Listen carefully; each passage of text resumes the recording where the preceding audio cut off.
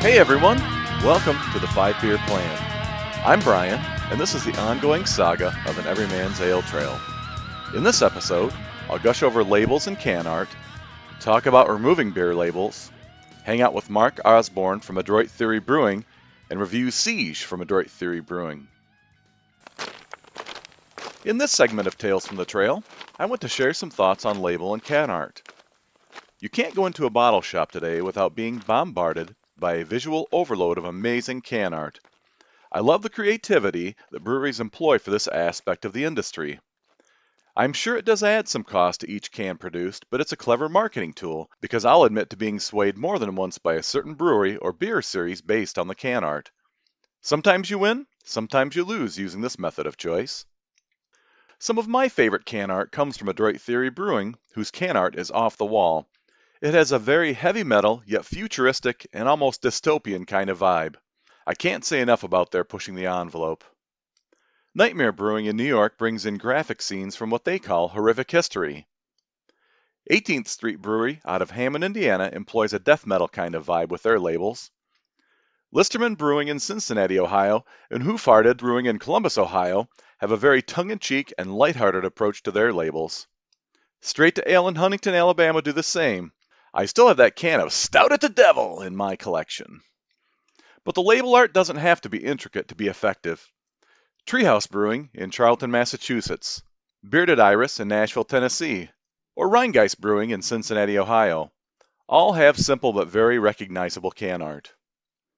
In the past few years, I've seen a lot more regionally distributed breweries go through a rebranding of sorts in order to bring all their flagship beers into a well-crafted flight of fantasy for today's modern craft consumer. I suspect it is due in part to the middle-age crisis of the craft industry I spoke of in last month's episode. Great Lakes Brewing out of Cleveland, Ohio comes to mind with this, having updated their entire Imperial IPA series with Lake Erie Monster leading the way and a whole new visual lineup which is classic yet contemporary. Rogue Brewing in Portland, Oregon has done something similar as well, even going so far as to make animated shorts to tie in with their monster beers Colossal Claude and Bat Squatch. Local favorite, Chapman's Brewing, have even gone so far as to include a poster of the monthly beer that may be pre-ordered from their Roulette series. Even one of my longtime favorite can art masters, Anchorage Brewing Company, have traded their intelligent intertwining of humanity and nature for a more futuristic, almost cartoon-like skeleton-themed approach. And it may not be a specific brewery that catches your eye. It might be a theme or an object. Birds are a very common subject on label art. The same goes for cats and dogs too. Heavy metal masters Iron Maiden have Eddie immortalized on cans and bottles. Another one of my local favorites, Two Toms Brewing in Fort Wayne, Indiana, have their so-called Other Tom IPA series. They've featured such names as Holland, Hiddleston, Petty, Chong, and even Turkey. I think you get the picture. This week's Hop Hack is about removing labels. In the early days of beer, there really wasn't a whole lot of variety in beer styles or label art. Those were the days you'd walk into your buddy's garage or basement and see a shelf displaying various cans or bottles of favorites or maybe even collectible versions of beer. Billy Beer, anyone? Nowadays, you can actually go into antique stores and find these classic cans. Well, when I first started delving into the world of craft beer, I did the same. But eventually you realize you don't have space for every single can that looks amazing. The process of removing labels from cans happened more or less by accident. During COVID, I'd read somewhere that the aluminum cans that were being recycled had an overabundance of plastic contaminating the recycling centers due to the labels. Since my family and I recycle, I started to take the labels off of the cans to help do my part and reduce this. Then it hit me. Why not immortalize the ones that I really liked? Once I figured out how to do this reliably, I started to save them by adhering them to cardboard or an 8.5 by 11 piece of paper. I have a couple of binders full of can art that is meaningful to me. I've even seen people putting them on their beer fridge, tables, or the walls of their home bars. Removing a label really isn't too difficult to do with cans because they really are like an oversized sticker. If you can work up one corner of the label and slowly peel it off, 9 times out of 10 you can be successful. What I found is that you have to be really patient. I would recommend practicing on a can of something that you really weren't interested in keeping to get a feel for how to develop your methodology. Unfortunately, I found that bottles are a very different story. I have not had any luck at all in removing a label because the adhesive is so much different and not conducive to peeling. So I now just have a small collection of bottles that I've saved. All right, so welcome to Barstool Banter. I'm sitting down virtually with Mark Osborne from Adroit Theory Brewing at their Purcellville, Virginia location. So Mark, welcome. Appreciate you being on the podcast. Hey, thanks for the invite. Appreciate it. So can you tell me how long has the brewery been open there? So we started in January of 2014. 10 days ago was our technical 8th anniversary. We unfortunately did not celebrate with a party that we normally would, and we definitely didn't have one last year for obvious reasons. Right. So this year we've decided to basically rebrand our anniversary party in the spring. So this year, and I think moving forward, unless the weather is terrible again, March 26th will be our new birthday. Okay, well, congratulations. That's pretty great. What is your role at the brewery? Well, I'm the owner, so I wear multiple hats. I spend the majority of my time on like the branding and marketing side of it. So I do like all the social media, I do all the labels and art and all that good stuff. And then I do some production management, like the ordering of the materials and, strategically deciding what we're going to brew. I do a lot of the adjunct projects. So like when we do the stouts, like I'm the one picking what we're going to be adding to them, but I don't brew. I have brewers that work for me. And then we also contract brew. So I spend a lot of time dealing with the contract brewing side of the business. Well, how big of a system do you have there brewing wise? We have a 10-barrel system, a couple of 10s and a 20, so we can double brew, and then a 20-barrel bright. So, and then a couple smaller fermenters as well. But it's, relatively modest in-house. We can pump out maybe 50 barrels if we were really hustling on a monthly basis in-house, which is why we also contract brew. Yeah, that makes a lot of sense. My brother and I visited your facility back in October, and I was surprised at how small, not to be, negative or anything. I just was surprised at how small your operation was there, considering all the beers that you guys release monthly. I mean, it seems like you're rolling out 6, 8, 10 beers, every couple of weeks. So the contract brewing makes a lot of sense to be able to have partners to assist you. Yes, and yes, absolutely. Because you're right. No, I mean, up until literally like the last couple of weeks, it's been kind of slow. But like we normally release, I'd say between 3 and 4 new beers every week. Yeah. So we 9 to 12 a month, plus some other like bigger batches to supplement that. So yeah, it's a lot. It's a lot. We have this year we've streamlined that a little bit. We'll still have a lot of new releases relative to everybody else, but we have streamlined it a little bit this year in terms of having some core beers and some more seasonal beers versus just complete one-offs every single week. We'll supplement it with one-offs, of course, but I think it'll make it a little bit easier, not only for us, but for the customer, who I'm sure is overwhelmed, trying to keep track of everything. Yeah, I wish I lived a lot closer to the tap room. You probably take a lot more out of my pocket than you already do. So you guys have some delicious beers, man. Thank you. I appreciate that. You're welcome. So the first beer I ever had from Adroit was one called All I See Is Carrion, which is a Belgian quad. It goes 616. I wrote down. Okay. I got it through Tavour, which unfortunately no longer ships to my state or the state north of me or the state west of me. So unfortunately, Tavour is no longer giving me what I want. So I'm glad to be in a state where I can still get some things shipped directly from the brewery. So besides shipping out of your storefront to select states, how widely is your beer distributed in that region? It's funny, we are a relatively small brewery.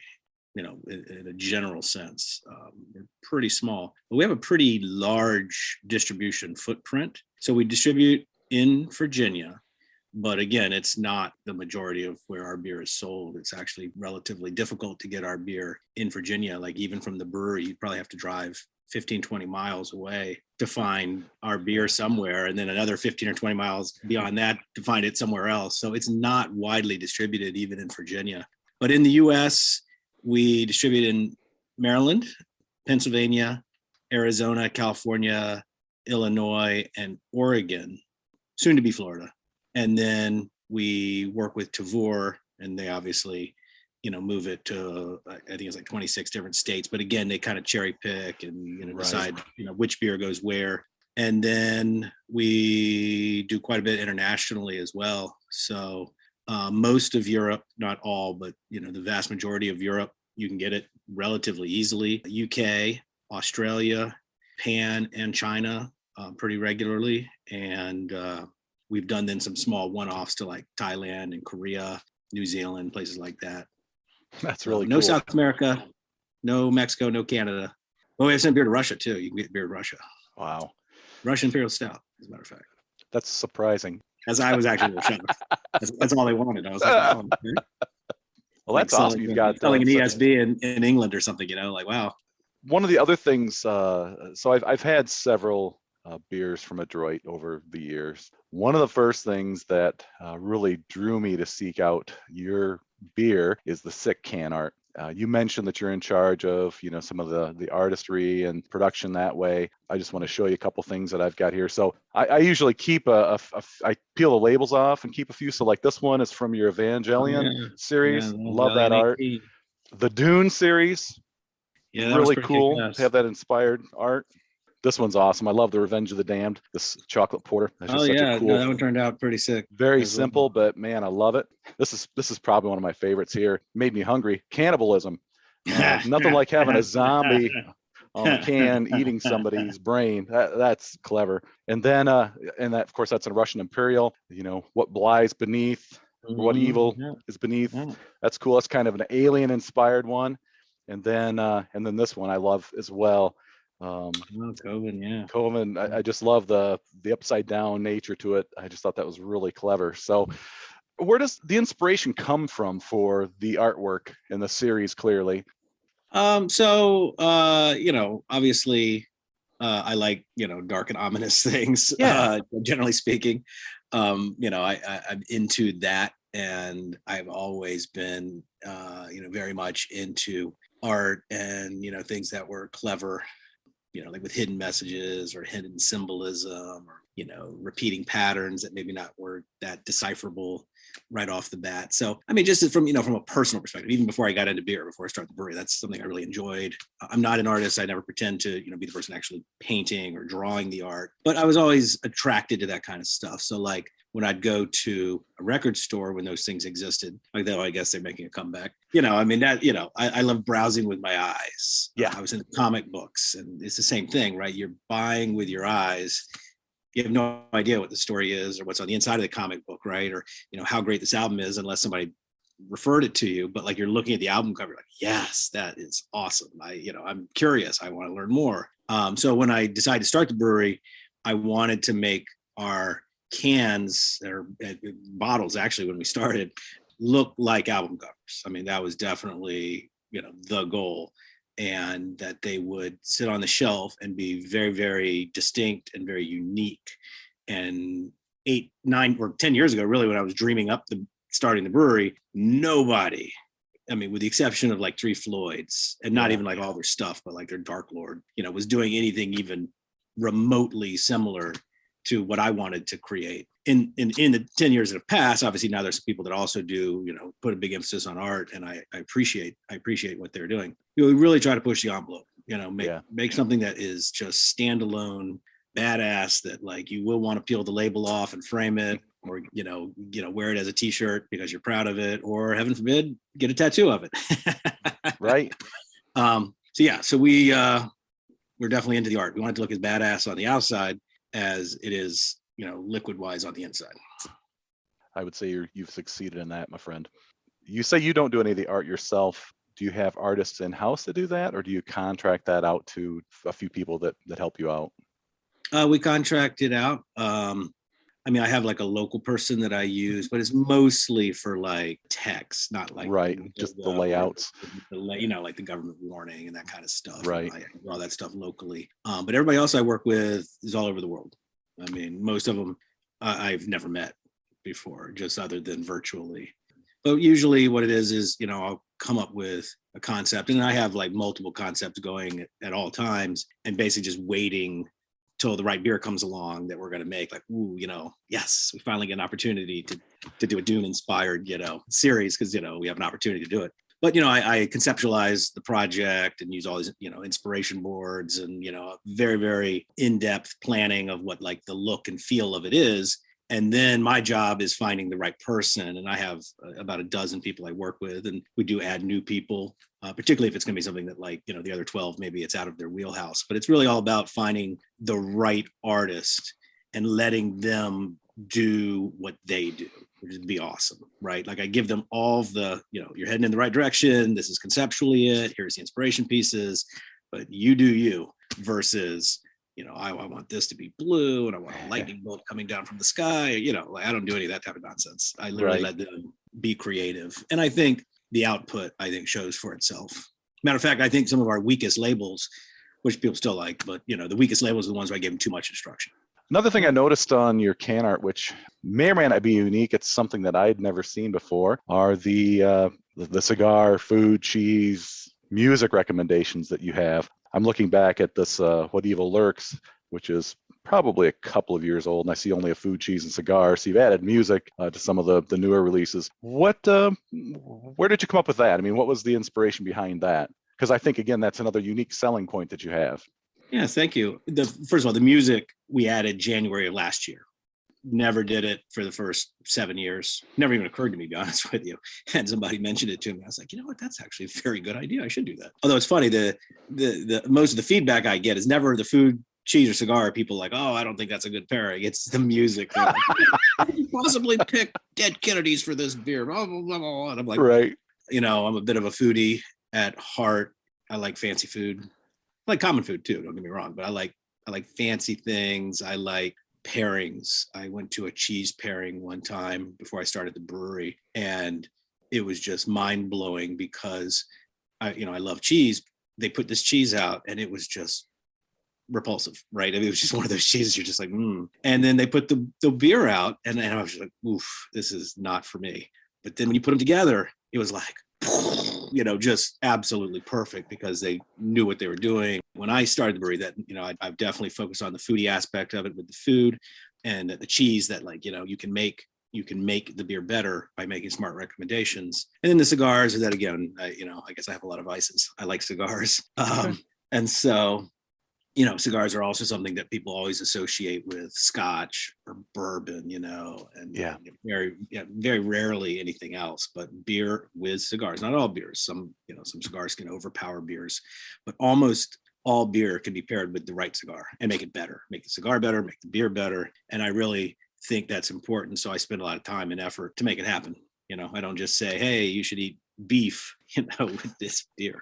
Right. And I try to be pretty specific. Yeah, I know personally, I've looked at some of these recommendations and I'm thinking, and I'm a bit of a foodie as well. I think that that's one of the things that pairs well with, you mentioned, bourbon, whiskey, wine, pairs well with food in general. And I'm looking at some of these things going, I don't think I've ever had anything like that, but roasted quail, maybe I'll just do like a rotisserie chicken. That's close enough. Well, I do get people bust my balls because, as they'll say, they're like, well, it's saying that I'm supposed to have, duck confit with this, but I'm looking at my fridge and all I have is bologna. I guess that's going to have to do, and I'm like, it's actually not that dissimilar. Right. But we actually did one beer called Strictly for My Grind.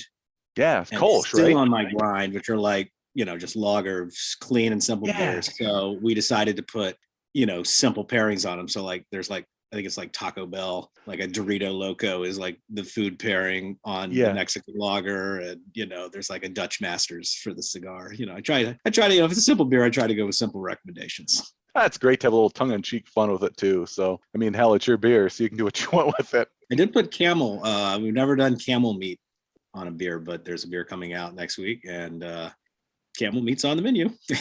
Interesting. So tell me about this ghost numbering system that you have. I think, again, that's another unique selling point to what you do. Does that just kind of help you keep track of the different variants you have? And yes, I mean, that's when we first decided to do that, which we did from day one. Like, I mean, before we even opened, like the first like Ghost 1, 2 were beers we made before we were even open. They were like, like test batches and stuff. But, the idea was to basically just, be able to catalog it in general. I mean, it's cooler to say Ghost 1 than Batch 1. Initially, a nod to Nine Inch Nails and their Halo numbering system with their albums. And, we thought it would be cool. But it's been very useful because, as you can imagine, we've made a lot of beers. We're into like, I think we're into like 1150-ish right now, which is a lot. And so it becomes a lot easier to find, variations and, beers that have similar titles and stuff by using the ghost number. But the other part is I wanted to make sure that, because you have fans from day one, and then you have fans from yesterday and all the way in between. And I wanted to make sure that the fans knew where they were getting on the ride. Like you said, you got your first beer was Ghost 616. Well, okay, that was about 3 years ago. So I now know, and now that there were 615 things that preceded that you may want to go check out. So it was multiple reasons. Plus, I also like the confusing nature of it, that like people who've never heard of us, they get this beer and it's like, oh, that's Ghost number 1047, and they're just like, what the fuck? Like, what's happening? I don't know what's happening here. What is your favorite style of beer? Well, I'm an equal opportunity drinker, so likewise. Cheers. I love all beer. It'd be easy for me to say which beers I'm not really so keen on. Well, let's start with that. What beers don't you like? What is your least favorite style, Mark? Okay, so I know a lot of people like this type of beer, but it's okay. I'm literally just discussing this yesterday. This is liquid therapy, man.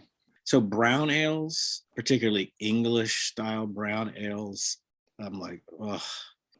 So like Dogfish Head, for instance, makes an India Brown IPA, which I actually think is pretty cool, and I like that beer. But like the majority of them, I'm like, not for me. I also put red ales in the same category, although slightly less horrifying. But is that just because they're big and malty? Is that kind of no? I love malty bears. Okay, Doppelbocks, barley wines, Martsons, and I mean, I'm very much into malt. There's something about English brown ales. I think it's the ringwood yeast that they use that I find very off-putting. So I avoid those. But short of that, I pretty much like all beer. And even those I'll drink. Like, I go to someone's house, they hand me brown ale. Yeah, thank you. I'll drink it. Not a problem. Right. Probably won't ask for the second one, but no, I mean, I think in terms of I like all beer, and obviously I like the styles of beers that we make. My personal favorite, if I had to pick, is probably a black IPA, Cascadian Dark Ale, whatever. Definitely fallen out of fashion, so I have to be careful saying that. I do love stouts in general. So, Russian Imperial Stouts, Imperial Stouts. Not so keen on like Irish dry stouts, but, whatever. And, I love IPAs, West Coast, hazy. Not so keen on fruit in IPAs. That's not my jam, but I like fruity. But like I said, there's very few beers I don't like. And again, like you can look at our portfolio and you'll see, there's certain beers we've never brewed, like ever, and no plans to do that. And again, we make beer that I am interested in drinking, not like I don't spend a lot of time thinking about what customers might want. I make what I want to make and hope they like it. Last call. It's nearly time to wrap things up, but first, one more for the road. This episode, I'm drinking Siege from Adroit Theory Brewing in Purcellville, Virginia. This is one of their newer beers, and sadly, the last of their Cobra series. It features Cobra Commander and 2 of his Crimson Guard on the front. If you've never seen the label art from this series, it's pretty clever. It's got that red, white, and blue propaganda type feel to it. And as a child of the 80s, it caters to the comics and action figures that were popular at that time. The can art is even available as 12 by 18 inch posters on their website. The can says it is Ghost 1169 and a hazy triple IPA clocking in at 10%. A session beer, as Mark puts it. Without further delay, so as I pour the beer out, it has a nice deep golden color to it. So it certainly is a hazy beer. Can't see through it. It has a nice fine white head. It has a very aromatic nose. Get a lot of citrus, very like drippy, juicy, overripe citrus on the nose.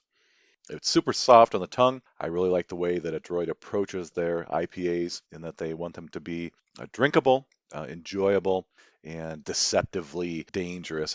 The Adroit factor. I don't think it's necessarily maybe as smooth as some of the other beers in the series, but it doesn't diminish from my enjoyment of this at all.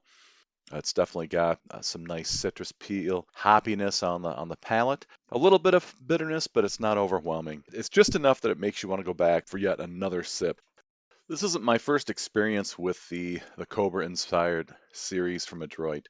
There were 7 of their original series. I didn't get into them until midway through the the first run, and so I had to wait for them to come out again the following year in order to finish off the series.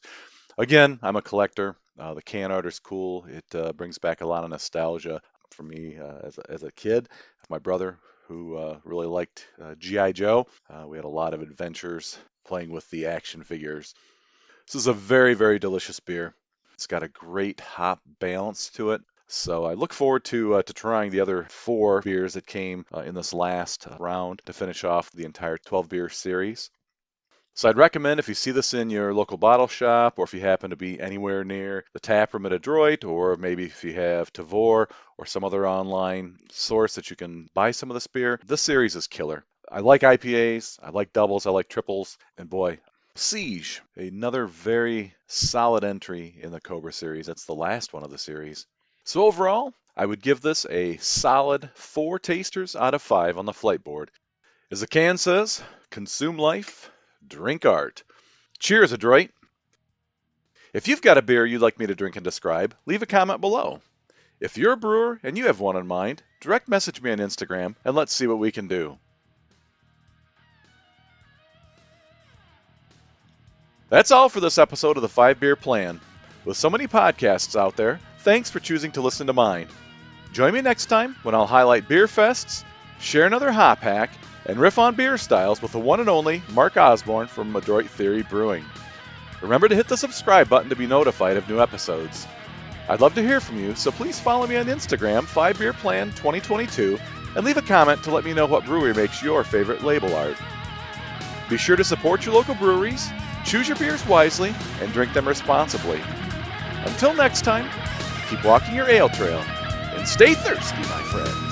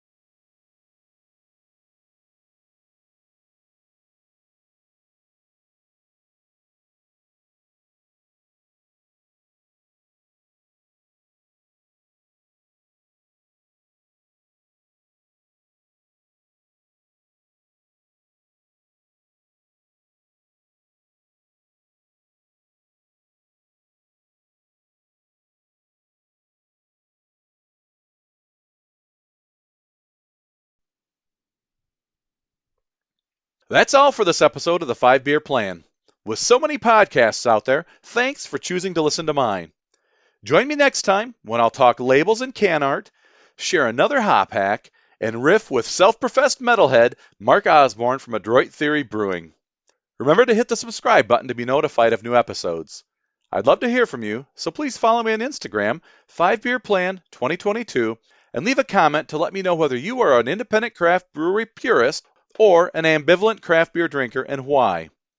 Be sure to support your local breweries, choose your beers wisely, and drink them responsibly. Until next time, keep walking your ale trail and stay thirsty, my friends.